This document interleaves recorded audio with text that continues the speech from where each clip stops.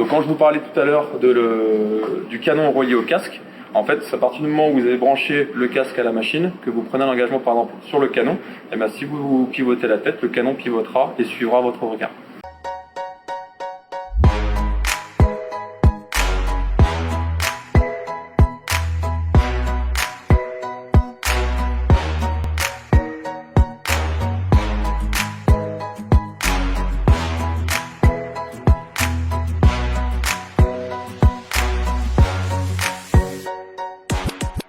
Bonjour, je suis le lieutenant Alexandre, pilote de Tigre au sein du premier régiment d'hélicoptères de combat.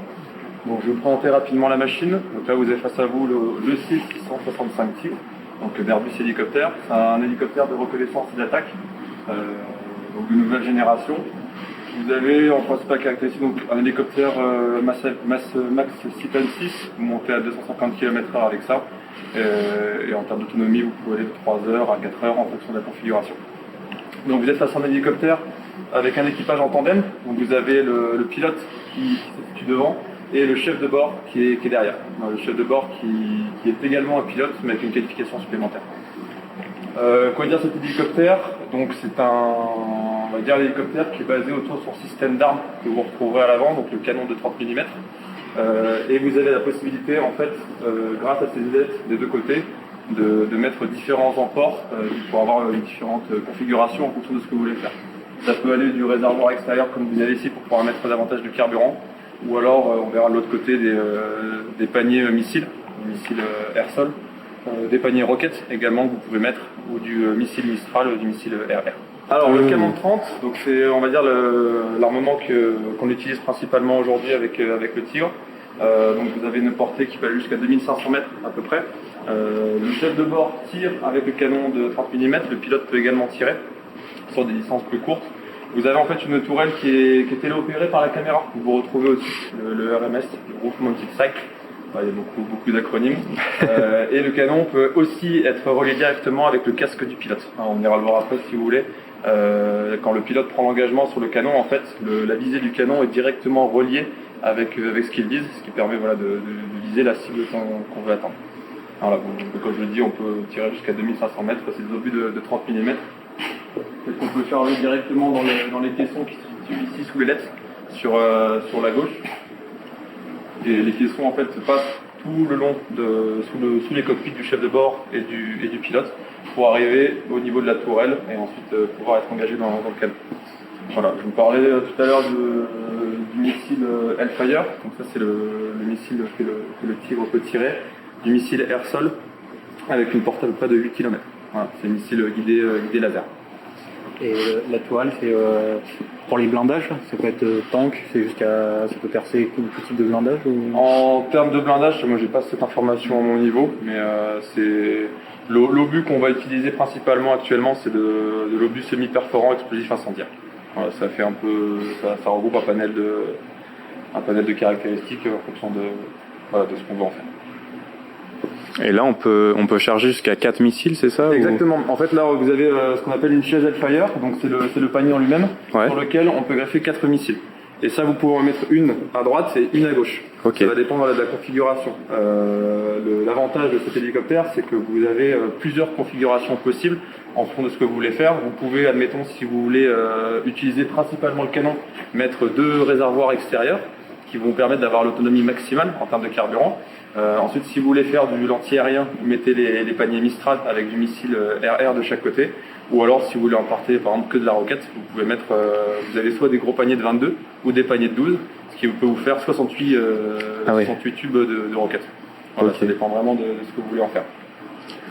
Donc c'est pas forcément le chargement est pas forcément symétrique. Non, du tout. Ouais, c'est ça. Vous pouvez moduler. Voilà, par exemple là sur celui-là, vous avez un pod Hellfire à droite, une chaise Hellfire, et de l'autre côté vous avez un CET. D'accord. Un réservoir externe. Voilà. Dans l'idée, il faut savoir que cet hélicoptère, il a été conçu pour être furtif. C'est-à-dire que vous avez un bon nombre d'éléments qui vont permettre de passer au travers de l'ennemi. Typiquement la réduction sonore, la réduction thermique et la réduction infrarouge. Infrarouge, thermique, voilà, on retrouve sur la même chose. Typiquement dans la peinture du Tigre en elle-même permet de réduire sa chaleur, la chaleur qu'il émet. Vous avez aussi les moteurs. Généralement sur les hélicoptères, on peut voir les turbines apparentes. Là, typiquement, vous avez en fait les turbines qui sont à l'intérieur du Tigre, ce qui permet, si jamais vous avez une menace thermique qui vous vise, de réduire cette source de chaleur. Et en plus de ça, le capot que vous avez à l'arrière, en fait, qu'on appelle un déviateur de jet, ça permet de renvoyer l'air chaud vers le haut, être brassé par le rotor et voilà, réduire la signature thermique de l'hélicoptère. Vous remarquerez aussi, on le voit très bien quand on regarde de face, que le Tigre est en fait très profilé. Vous avez alors une face assez importante sur le côté, mais de face, ça va jusqu'à 1 mètre, 1 mètre 50, grand maximum en termes de largeur. Mais on peut regarder un peu plus vers l'avant, ce sera plus parlant. Bon, alors on voit bien que le Tigre est quand même très, très étroit, pas très large, ce qui permet en fait de réduire sa signature radar. On a parlé de la signature thermique, mais grâce à ce profilage, vous avez une signature radar très, très réduite. Donc ça c'est aussi un des avantages de cet hélicoptère. Ensuite, au niveau des rôles de chacun, si vous voulez, donc je vous ai dit que vous avez le pilote qui est devant. Donc lui, son rôle primordial, ça va être, comme son nom l'indique, de piloter, d'assurer la sécurité à la fois aérienne, donc envers les hélicoptères, les autres hélicoptères qui pourraient voler, les périlavières aussi. Il faut savoir qu'on évolue dans un domaine qui est relativement proche du sol, entre 0 et 150 mètres sol généralement, ce qu'on appelle le vol tactique. Donc les dangers sont un peu partout, que ce soit du périlavière, que ce soit des lignes électriques, ou même d'autres hélicoptères quand on est amené à évoluer en patrouille. Donc ça va être ça, et ensuite il va gérer la sécurité propre de l'aéronef autour de lui, ce qu'on appelle l'autoprotection, d'où l'intérêt de pouvoir engager à son niveau l'armement pour de l'autodéfense. Et ensuite il va en fait obéir aux ordres de son chef de bord qui se situe juste au-dessus, qui lui va plus avoir à sa charge tout ce qui est gestion de la mission, gestion de la cartographie, de la navigation et du système d'armes. Il faut bien penser que en priorité c'est le chef de bord qui gère l'armement au travers de la caméra qu'on voit juste au-dessus, mais le pilote ensuite peut intervenir, comme je dis, pour l'autoprotection. Et il y a une raison pour laquelle on place le chef de bord au-dessus, c'est pour une meilleure visibilité ou c'est juste... Alors moi, je ne saurais pas vous dire. Okay. Il doit y avoir diverses raisons. Peut-être le fait d'avoir un champ de vision plus large également. D'accord, ouais. Et puis il faut aussi vous dire que le pilote, en étant plus bas aussi, a des meilleures références sur le côté et permet c'est plus confortable durant les phases de pilotage, pilotage tactique de jour comme de nuit. Donc ensuite les missions du Tigre. Donc là, comme je l'ai dit, donc un hélicoptère de reconnaissance et d'attaque. Ces missions particulières, ça va être faire de l'appui des troupes au sol, par exemple, de l'escorte, que ce soit de convois ou même d'autres hélicoptères, comme l'hélicoptère de MH90 Cayman. Et ensuite des missions de destruction avec typiquement son canon ou ses missiles Hellfire. Il évolue aussi bien de jour comme de nuit, donc de jour en vol tactique et de nuit également grâce à ses JVN, des jumelles de vision nocturne, et sa capacité thermique. Vous avez grâce à la caméra une caméra thermique qui permet de déceler plus facilement divers obstacles tels que des lignes de nuit. Et juste petite parenthèse, la motorisation là-dessus, il y a deux turbines. Vous avez deux turbines, effectivement. Alors, il faut savoir dans l'aviation en général, vous avez le principe de redondance qui permet plus de sécurité. Donc là, vous avez deux moteurs, deux turbines.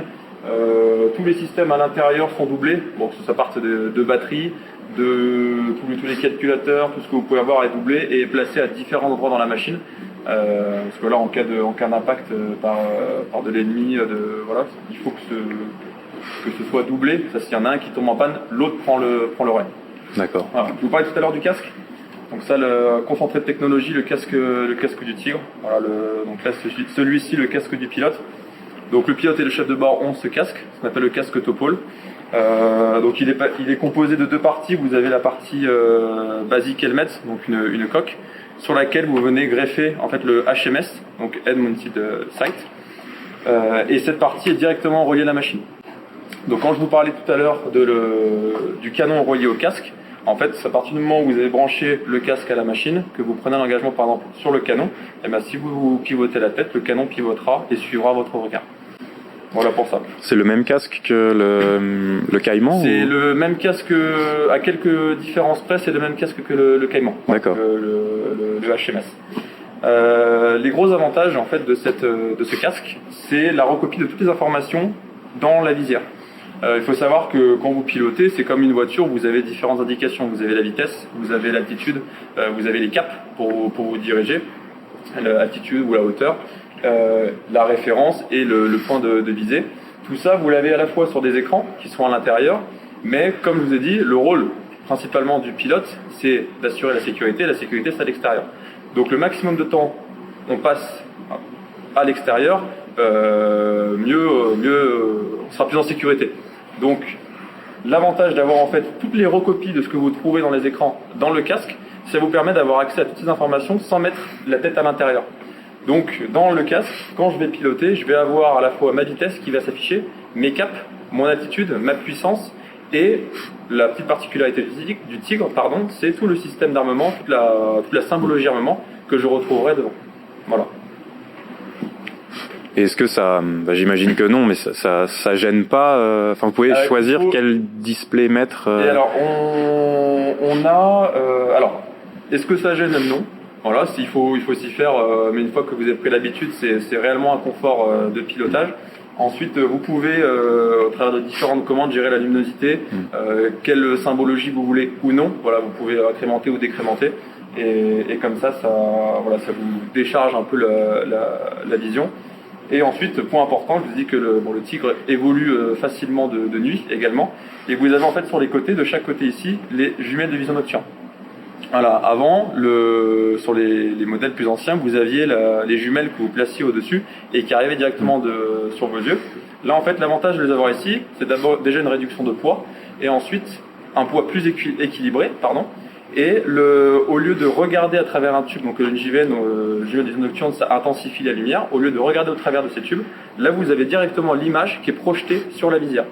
Ce qui fait qu'en fait ça ne fatigue beaucoup moins vos yeux et ça permet de faire des vols beaucoup plus longs et sans forcément vous fatiguer.